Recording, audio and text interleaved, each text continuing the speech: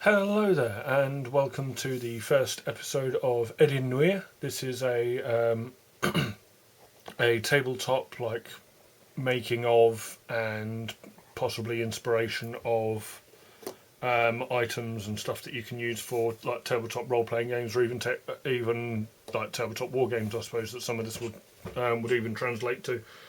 So what this first episode is going to be is more of a what I have out of what I've made to this point, to give you some ideas. And in the future, my episodes will be dedicated to mostly showing off how to make individual pieces, or it will be me discussing my experiences at the table, as some people may find that interesting, or maybe even incorporate it into their own games. So without further ado, I thought I'd show off some of the terrain. I predominantly play Dungeons and Dragons nowadays with friends of mine. I run a couple of campaigns. I run the Tyranny of Dragons campaign as a DM, and I also run a Rage of Demons campaign as a DM.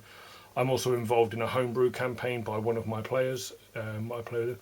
So I mean, there's things like these pots and stuff, just as like scatter scenery. They're just great for space fillers. They can make rooms feel a little bit more populated. This is a very crude one. There's an improved version that I'm going to work on in an upcoming video. This was like a tanning rack. But a lot of these materials are really readily available. It's things like cocktail sticks, matchsticks, coffee stirrers, lollipop sticks. Those are what I use in an awful lot of the things that I make. And then there's like cardstock, some balsa wood that I use from time to time. I'll also use other size pieces of wood, but that's because I've got access to them. It makes it's a little less time consuming for me. But anything that I make, you can make by basically any means, even out of cardboard, which I do use for like basing and stuff like that. Something else just to touch on is that I do use items from bits boxes, which is like people who play Warhammer or other tabletop games. When you get model kits, you get spare parts. They allow me to come up with like detailed pieces like this, which is just something that I could put down on a tile. It's got a piece of insulation foam just to make a bit of a rise, and then a wheelbarrow with some ore in it, and a small axe, a pickaxe, a wrench, some mining device, some mining charges, which I'm actually intending to allow my players to have if they're savvy enough to spot them and want them. And then there's just some miscellaneous things that might have been mined up. But it immediately, by putting that down on the table, someone's been mining there, because the pickaxe and the wheelbarrow, etc. So yeah, that's by bits and pieces out of like tabletop war game and modelling in general bits boxes. Some mushrooms that I've made. I'm going to be making some more of these in some different variations. These were just some see if I can lay my hands on one quickly. I bought a pack many years ago of a bunch of these like wooden buttons, and I find uses for them as wheels, etc. And all they are is hot glued on. I don't know if you'll be able to see properly. Try and get some light on the situation. You can just about make out that there's hot glue holding all that together, and it's just hot glue to the base. I sand most of my bases, and then because a lot of my like scatter scenery and that is intended for in like caves or dungeons or even inside like stone buildings, I will just like two-tone grey the bases just to give them a bit of depth. I've also got, out of some beads that I capped with hot glue, made some eggs. These are just on little plastic bases, but you could use discs of cardboard or whatever. I just had these lying around.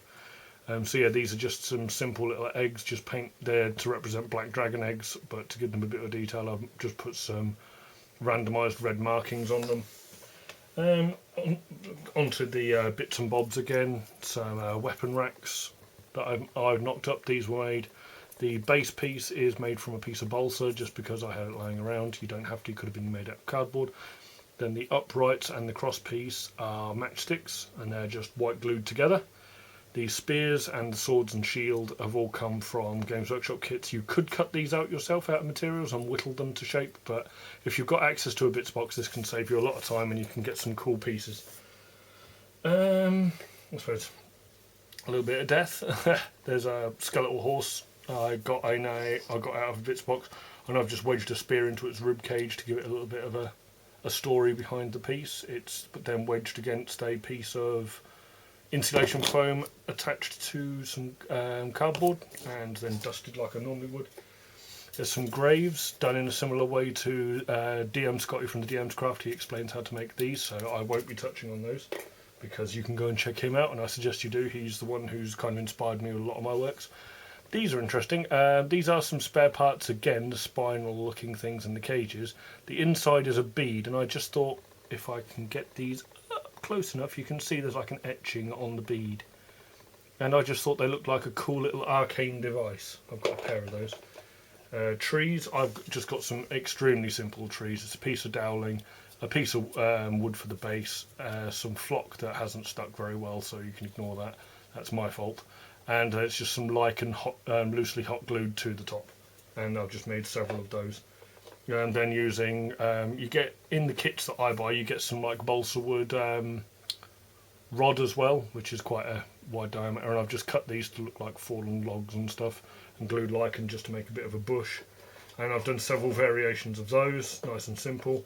My fallen debris, I just decided to make like boxed sections of it so that I can make like walled off parts if need be, and you get the idea. And these are just like, they're not impassable, you couldn't see over them, because I try not to do that with any of my scenery, because I like it all to be visual, like you can see over it as a player, whereas I can say as the character, no, you can't see anything, because DM has power of veto. Onto something that that players will be more interested in is some treasure piles, and these are an amalgamation of Wylock's method and the Games Workshop bits and pieces, because it just adds some detail pieces, the shield, the helmet. The gold is actually glitter, but when you're buying glitter, try to make sure that you get the either random shaped or you get the like circular square. I know it's tiny, but it does visually make a difference. And then there's just some gems I bought from like the pound shop. I bought a pack of just miscellaneous gems for like play jewellery and stuff, and that's what I've stuck on there for different pieces.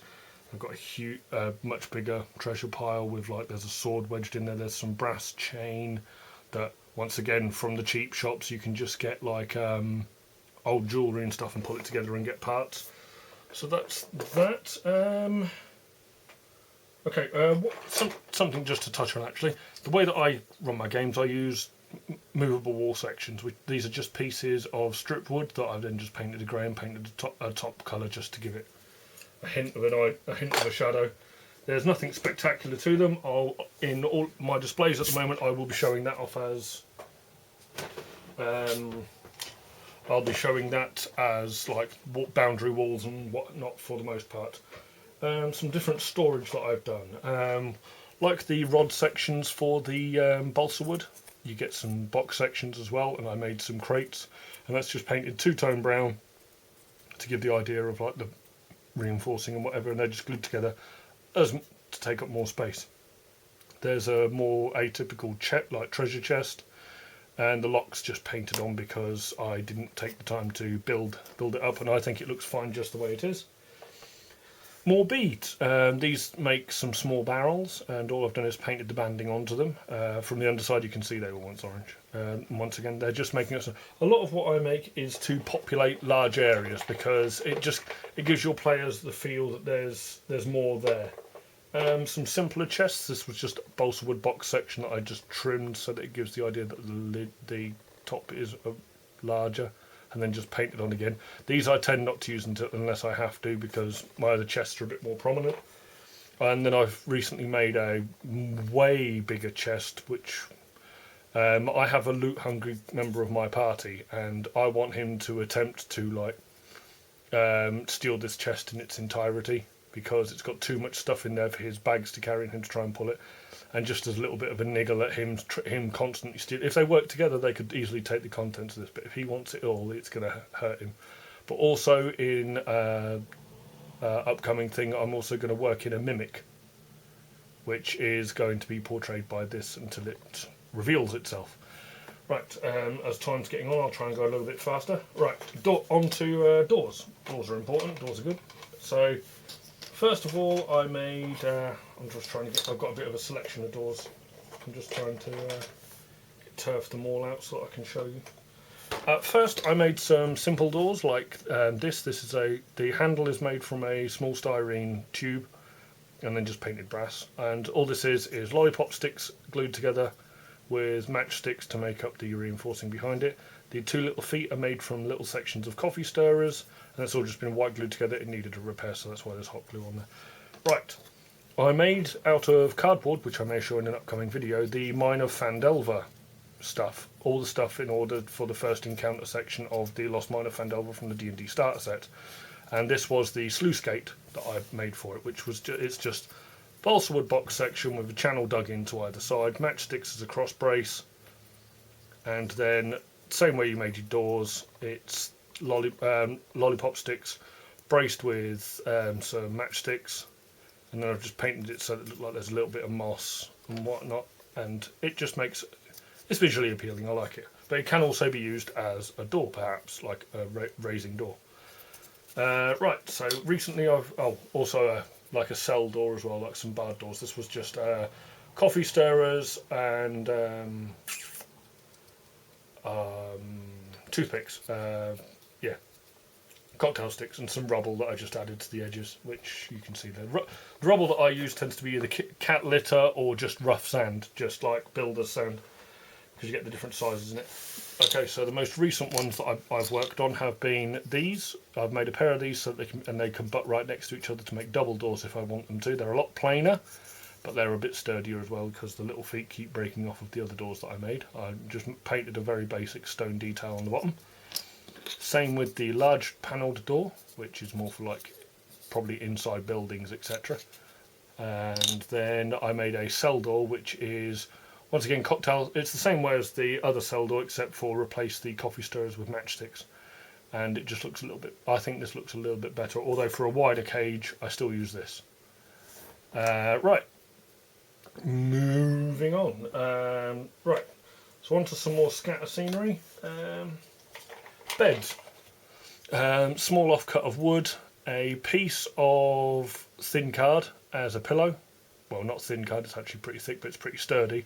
And then watered down PVA glue and some paper towel make a sheet. This is more like a pallet type bed, so like a really cheap bed by like medieval fantasy times. And then I've just washed it with some brown just to make it look a little bit more filthy, because this was for like a kobold or goblins lair sort of bed. Then I made some bookshelves. These are out of balsa. The books are also made out of balsa, and they're only actually facades. I used a pencil to etch into them the differences of the books, and then I've just painted them varying shades of brown and some cream to make a bit of a differentiation. They look pretty good though. So there's those. Recently I've also made, using beads, I've made more like maybe a merchant's stall or something. It's got some weaponry bits on there and different jars and boxes and some urns down the bottom. And these are all just hot glued or white glued together, and it is balsa wood for all the framework, and these are just various beads and bits from the modelling bits box. So leave that there. Right, what else do we have? I suppose some seating could be in order, and then we've only got 2 more trays to have a look at. So some seating. This is just a quick chair made up from balsa wood. It's pretty easy to make a chair up. I put a piece of hot glue in the bottom just to give it a little bit of weight, because you don't particularly want your furnishings blowing around. These are some simple bench seats. These are just white glued together 3 coffee stirrers, and then cut little bench seat feet out of balsa wood and white glued those together and giving it a brown wash. Pretty much everything I've got, I don't paint them neat brown. I use a brown wash, which is like just a wet paintbrush to your brown paint. And there's nothing spectacular to it. Some tables. This one is one of my most recent works. Just balsa wood again. I've just given the edge and angle just to give it a bit more of a thing. The book is actually made out of balsa wood and some thin sheets of card, and just scribbled on some varying details. A bead and some hot glue to make the little jar with a candle burning in it, and some various bits from the repeatedly mentioned bits box, a whip, another book, and some pouches. So I wanted to give the idea that maybe this was an explorer's table or something like that, but just more of a feature. And then I've got more like a tiny maybe an altar or just a tiny table. Obviously something bad's happened maybe on there, or someone spilt some wine. This candle is made out of a piece of the styrene tube that I mentioned earlier. This is made from styrene box section, the white box that's there. The candle is hot glue again. It's really rewarding to get used to working with hot glue to the point that you can make these flames out of it, because there's nothing quite like it. What the table's made of is, I bought from the pound shop a little hobby kit for children, and it came with, it was like making little figures out of some old style clothes pegs, and these were part of it. There's just one of the buttons up from that I mentioned earlier, upturned to make the tabletop. Those circular pieces from the pegs are also what I use to make I'm making currently some more of these, my like atypical fire pit brazier type things. And that's once again hot glue to build up the flame detail. And just to jump back slightly before I jump forward, tables. So these are just simple tables made out of some lollipop sticks and some matchsticks for legs. I need to trim these down because they're actually too tall. But they are bog standard, they're simple, and you can make a lot of them and it costs you nothing. A stone table, this is actually made out of balsa, but the wood helps you bring up some texture to give it the appearance of stone, ironically. So there's that, which is just a little stone desk table. Right, and last but not least, light sources. Okay, I'm going to take you through, I've already shown you the fire pits that I currently use. I'm going to show you a little evolution of what I made. I started out by making like a bonfire, like a little campfire. It wasn't quite what I hoped it would be. It looked like the fire's burning inside the wood rather than around it. This was me learning with the hot glue. And subsequently, it looks like it's a dying fire. It's just not very good. Then I moved on to making a small cooking fire. This one turned out a bit better. Oh, I'm trying to catch the light a bit better. Sorry about that. I'm still learning. Yeah, turned out a little bit better. At least it gives the impression of like heat and whatever, because the glue is over the kindling rather than just in it. It's a bit messy, still a bit crude. The A-frame's made out of matchsticks, and the pot that's in there is made out of some more styrene section with a piece of hot glue to make it look like there's some soup or something inside, just as a cooking fire. Then I went on to making a fire pit, and this one I tried some different things, which, I mean, it's got a raised cardboard surround to make it look like cobblestones or something, which definitely made it look more prominent. All the woods were stuck in place, hot glued in place, but instead of coating it in hot glue to make this look more like a inside a hall kind of fire pit, rather than like a roaring great fire that'd be dangerous to anyone who sat near it, or it just looked more like it was just a tended fire, like it was just a hot, inviting fire.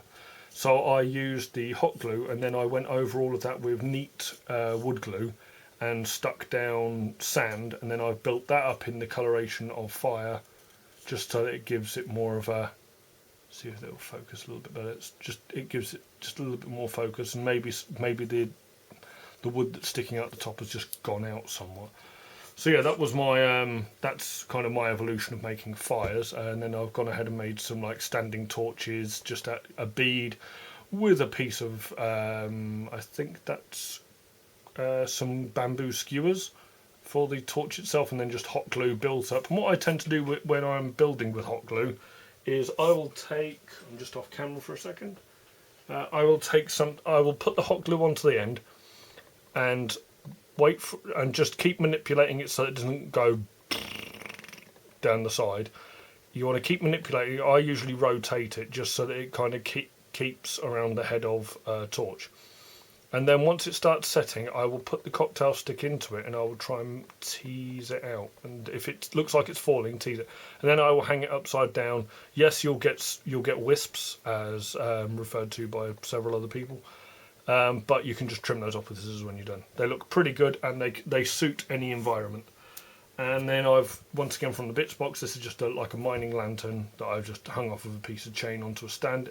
It's hanging extremely low. That was due to my fault, not due to like the method. The method would have been fine if I just cut this upright to be substantially longer. But all these are part of my multi-purpose kit for working with things. I just wanted to show you guys wow, this video's gone on for quite a while. That's not what I want to show you guys, that this video went on for a while. I just wanted to show you some of the stuff that I existingly had. Existingly. English. That's a good language. Right, so this has been episode 1. It's a little bit rough. I just wanted to get all this out of the way. So in episode 2, we're going to go on to building some of the fundamentals with my take on how to do some of the pieces for a DM's toolbox. So I hope you'll stay tuned, and I'll see you in upcoming episodes. Thanks. This has been Edin Nuir, and I'll see you later.